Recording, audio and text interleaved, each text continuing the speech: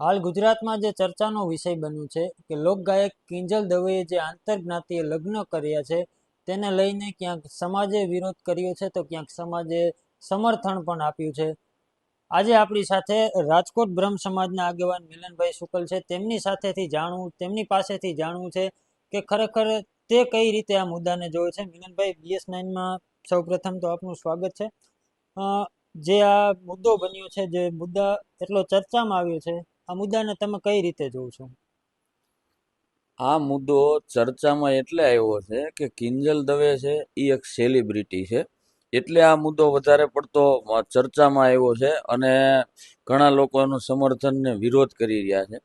ત્યારે હું ફક્ત એટલું જ કહીશ અને એટલો જ મેસેજ આપવા માંગુ છું કે બ્રહ્મ સમાજ ખૂબ વિશાળ સંખ્યામાં પથરાયેલો છે ગુજરાતમાં, અને એના અલગ અલગ 84 પ્રકારના તળગોળ હાલની તારીખે પણ છે.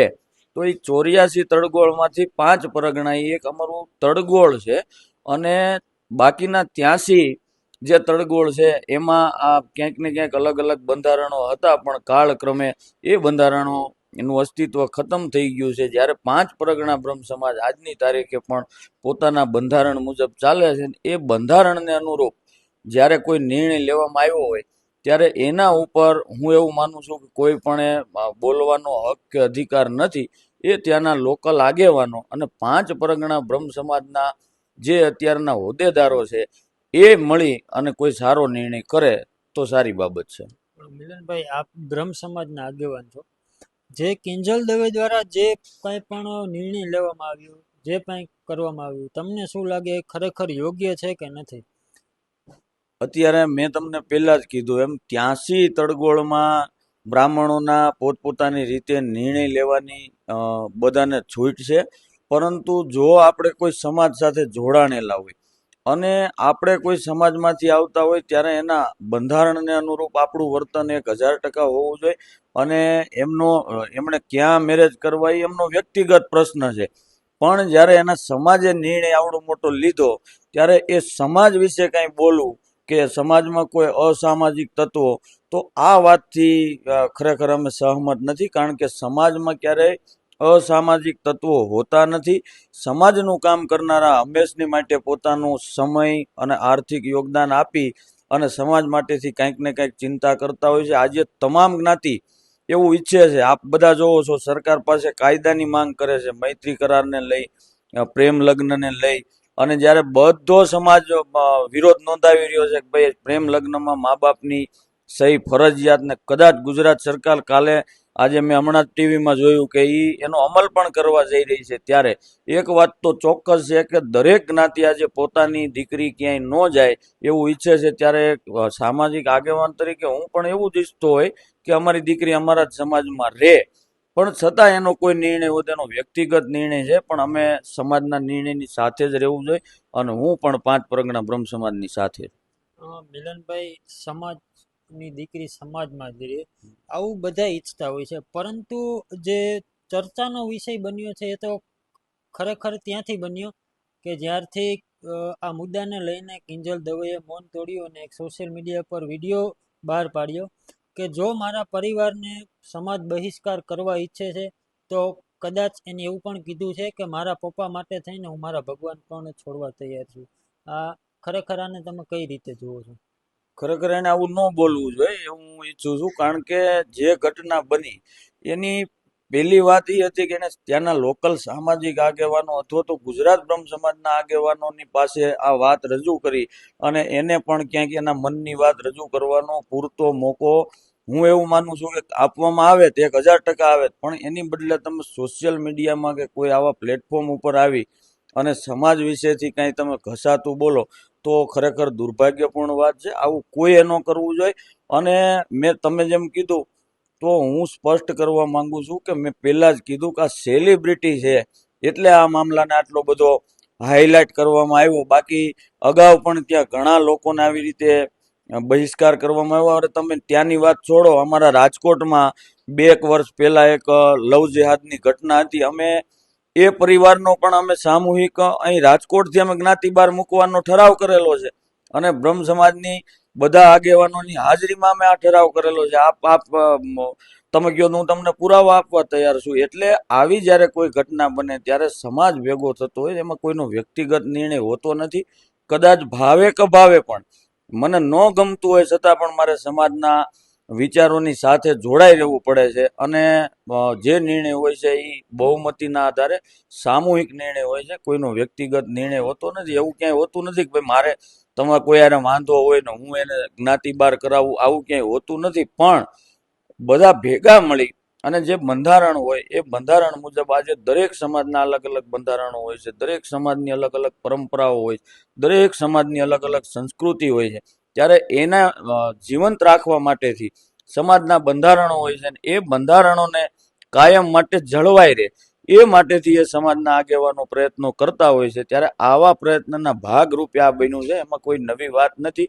અને હજી પણ એનો કાંઈક રસ્તો ત્યાંનો લોકલ બ્રહ્મ સમાજ અને ગુજરાત બ્રહ્મ સમાજના આગેવાનો સાથે મળીને ચોક્કસથી કરશે. અને આ તકે એક વધારાનો સંદેશ હું એ આપવા માંગુ છું કે મેં જોયું ઘણી બધી જગ્યાએ બ્રાહ્મણોને ખરાબ ચિતરવા માટેથી એક આખો વર્ગ આમ તો કાયમ મેદાનમાં હોય છે, અત્યારે આવ્યો એ કોઈ નવી વાત નથી.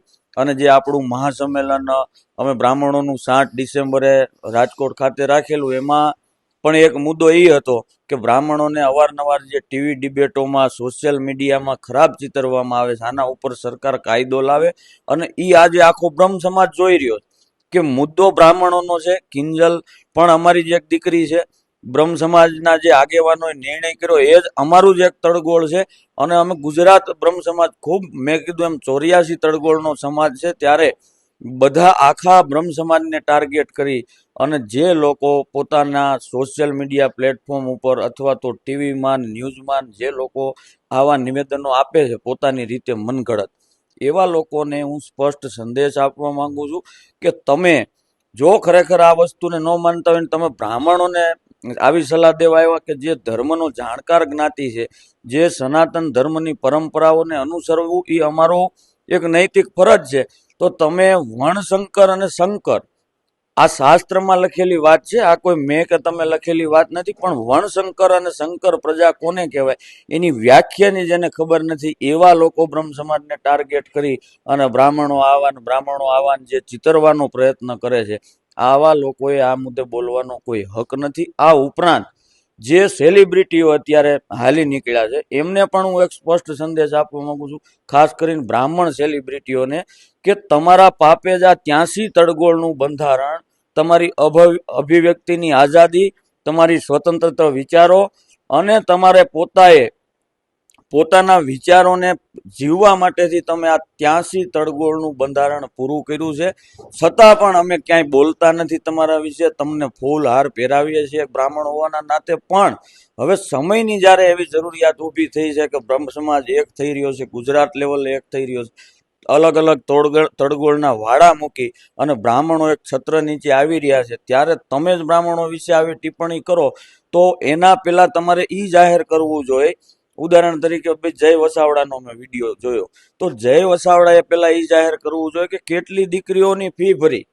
ઘણા લોકો એવા આક્ષેપ કરે છે કે ક્યારેય સમાજ કાયમ નથી આવતો, તો હું તમને અહીં બેઠા બેઠા ગેરંટી સાથે કહું છું જ્યાં જ્યાં તકલીફ પડે, જ્યાં જ્યાં શિક્ષણની જરૂરિયાત હોય, આજે હું તમને કહું રાજકોટમાં અમારે વર્ગો ચાલે છે, ગાંધીનગરમાં વર્ગો ચાલે છે, એમાંથી ઘણા બાળકો અત્યારે સારી સારી પોસ્ટો ઉપર આવે છે ને એ 5 પરગણાની આજે પોલીસ ખાતામાં અનેક દીકરીઓ પોલીસ ખાતામાં આજે 5 પરગણાની છે. તો આવી બધી મનગળત વાતો કોઈ ન કરે. બ્રહ્મ સમાજની વાત છે, બ્રહ્મ સમાજ પોતાની રીતે પતાવી લે છે. અને ખાસ કરી અને કોઈ બ્રાહ્મણ સેલિબ્રિટી આના વિશે બોલે નહીં. બોલનારા દરેક એવી પોતાના મનની અંદર એક વાત નક્કી કરી રાખે કે જ્યાં જ્યાં જો આવી રીતે બેફામ બફાટ કરશે તો જ્યાં એનો કાર્યક્રમ હશે ત્યાં અમારા યુવાનો જઈ અને એને આ બાબતે પ્રશ્ન પૂછશે કે ભાઈ તમે સમાજમાં શું યોગદાન આપ્યું. મિલનભાઈ, જે સમાજ દ્વારા જે નિર્ણય લેવામાં આવ્યો કે કિંજલ દવે અને તેના પરિવારને બ્રહ્મ સમાજમાંથી તેનો બહિષ્કાર કરવામાં આવ્યો, પરંતુ એની એક આંતરજ્ઞાતિએ લગ્ન કર્યા છે, તો બીજી પણ અમુક સમસ્યાઓ છે, જે ભાગેડુ દીકરીઓ છે, તેને લઈને સમાજ પગલાં નથી લેતું, કઈ રીતે જોવો છો?